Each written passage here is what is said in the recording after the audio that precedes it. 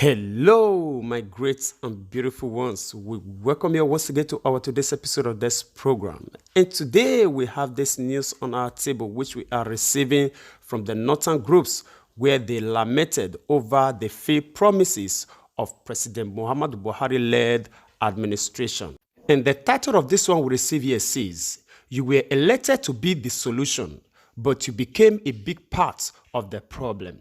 Northern groups lament over Buhari's failed promises. And before we read out the full details of this news, in case you are just coming across us on this platform for the first time, we say you are highly welcome.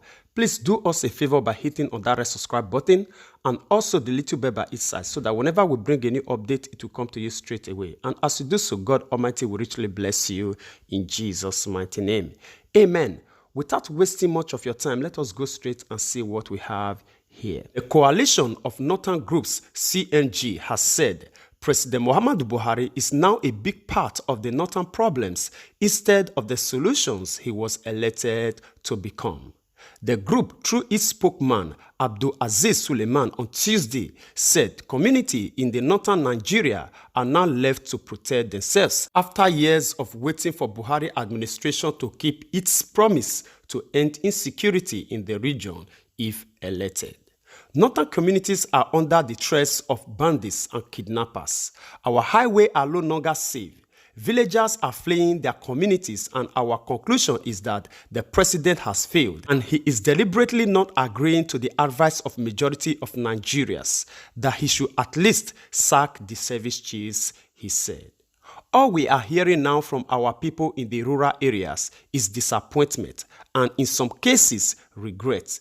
People do not even look at the potentials of farming now because the villages and farmlands have been vacated. It has become necessary now for all communities to mobilize and protect themselves because the bandits have chased people out of their homes, and even places like Ahmadu Bello University in the heart of Zaria and Nuhu Bamalik Polytechnic are not safe. This is coming at a time that students will likely be returning to school. What this means is that parents should not hastily send their children to school.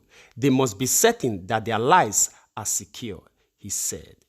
A similar statement was made by Arewa Consultative Forum, ACF, saying the North did not vote for President Muhammadu Buhari to worsen their condition by failing to address the growing insecurity in the region. The group said, despite its call for President Muhammadu Buhari to give attention to the growing insecurity in the region, following its meeting in October, the security situation has now worsened. The ACS said it was worried that there have been serial killings of more people in the north by bandits whom the Minister of Police claimed falsely have been defeated. A statement issued by the Forum National Publicity Secretary Emmanuel Yahweh stated that even as the minister was claiming falsely, whether in ignorant or deliberate, victory over bandits, 12 police superintendents on official duty from Zaria to Kano were overpowered by superior tactics and force while driving in a convoy and abducted with a heavy ransom demand on each policeman's family. Apart from that, the bandits mounted 4 roadblocks on Kaduna-Abuja Road, whom the police have claimed severally that they have liberated from bandits. While condemning the several attacks on Kaduna-Abuja Highway, including the abduction of 9 Abu students, the ACS said many of the security breaches have become a source of worry to the Northerners who voted for the present government that they thought would secure their lives and property, as spelled out in the country's constitution. We feel there is no need to call on President Buhari to live up to his oath of office. He knows more than anybody else the implications of swearing on the Quran and refusing to honor your oath to the Almighty. We are only for the untamed time conveying the anger and frustrations of many Northerners to him so that he will do the needful and speedily too. It is getting too late. All right, my great and beautiful ones, that is it from the news that we are just receiving from the Northern Elders Forum. And also the Northern groups lamented over the failed promises of these present administrations. And before we will leave you all to share your opinion with us on the comment section, just as we always do. And one thing we have to say here is that until we all begin to put things the way they ought to be, irrespective of regional sentiments, there is no way we are going to see the light that we expected to see. And why did we say so? A lot of people will like to ask. We all will remember during this EndSARS protest that majority of the Northerners refused to participate.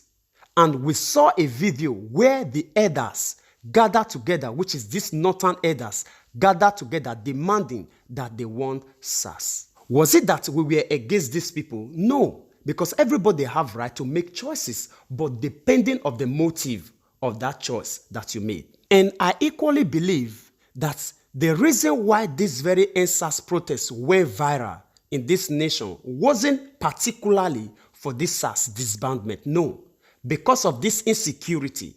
I believe insecurity was one of the motives, because the life of us Nigerians were no longer safe in our own country. This was what motivated this very issue. But these people, they refused to participate fully. Although a lot of them came out, we know that few of them came out to join this movement. But majority of them refused to lend their voice, believing that they were doing for the defeat of the Southeast or the Southwest. They were using it as a punishment to the Southeast or the Southwest, because all these things they thought were happening in the Southeast or the Southwest. You know, one thing we ought to know, that as they claim always that this country belongs to all of us, just as they claim, if truly this country is one and we are living in one entity as Nigeria, which is to say, what happens to the Northerners supposed to be the problem of the Easterners, and what happened to the Easterners as well supposed to be the problem of the Northerners, because we are all unified body. That is the way it ought to be. But today, it's not like that. They claim their own to be their own, while our own to be their own as well, when it is good. And when it is bad, it is our own, and their own is their own. It cannot work that way, and we cannot continue that way. Yes. And we always say one thing, that what happened to the eyes while the leg is rejoicing, it will only take a little time. The effect will definitely be felt by all the members of the body. We ask them not to cry, not to lament, because it's worth enjoying. Let them enjoy them, because it is the music of which they have set long ago. They need to dance to the tune. All right, my great and wonderful people, I'm going to leave you now to watch this next video. We will come back for the conclusion. Over 30 years, people, generals, and all kinds of people have been mining gold in Zamfara, until a governor decided that this gold, we will use it to build financial strength of the state. Our Niger Delta governors, I keep asking them a simple question. Did Buhari stop any of them from setting up their own oil company? For instance, a Bayelsa oil company that will be doing logistics, that will be doing storage, that will be doing filling stations. Did Buhari stop them? The law did not stop them. Did they stop us from setting ourselves and say, okay, since our illegal miners are producing and supplying Nigeria, 70% of Nigeria's AGO is coming from the region, can governors of the Niger Delta come together and buy this oil from these boys and further process it, or do the distribution in a legal way? They are not. Did Buhari stop our governors from investing in the agricultural resource that we have? He did not. Glass is now 90% aesthetics in building. Sand is in abundance. Did Buhari stop us from setting up glass factories and using the sand that we have as a resource to create wealth? They should stop this Zamfara's gold thing. It's another means of dragging young people to misfortune. All right, my great and beautiful ones, I believe you all have watched that video, just like this very one that is warming up right now.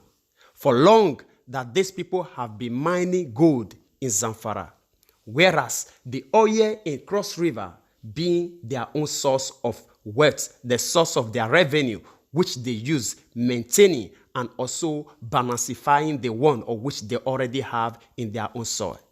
Whereas the Easterners, the Westerner, is being neglected for the resources which they have in their own soil. You see, this is how it begins. These northern governors and the other forums, however they call themselves, They never see it wise now to say, in as much as we are benefiting from the resources of the Easterners and the Westerners, they all as well up to benefit from our own. Let us put it into consideration to say, in as much as we share from their resources, they ought to as well share from our own. They never thought it wise. This one is just warming up now. They never see it to be something that is necessary. It started like this issue of insecurity. This is how it started warming up. When this bandit and this Fulani herdsmen were killing people all around in random move in the southeast and the southwest, these people, they never consider it to be anything. Now it returned back to them and they are crying. So also this issue of oil and gold will also return back to them later. They will also start crying. So it's high time we're supposed to know that what affects these people will as well affect us. And as it is affecting them right now, we ought to stand to the responsibility to make sure that we find a way out, to make it okay for them, so that when it comes to us, then they can as well lend their helping hand to us. This is the way it ought to be, if truly we dream to be a unified body. But these people, they never see it to be this way. When it comes to them, they believe that, yes, we all should settle it. And when it comes to another people, they believe that it is ours. We know how to handle it our own selves. So the game must be played equally. This is the way it's supposed to be. All right, my great and wonderful people, I'm going to leave you all now to share your opinion with us on the comment section. And also, please do not forget to help us share this broadcast so that it can get to our brothers and sisters all over the world. And as you do so, God Almighty will richly bless you in Jesus' mighty name. Amen. We would like to draw the conclusion of this program here. We will see you again in our next program. Remember, we love you all. Bye-bye.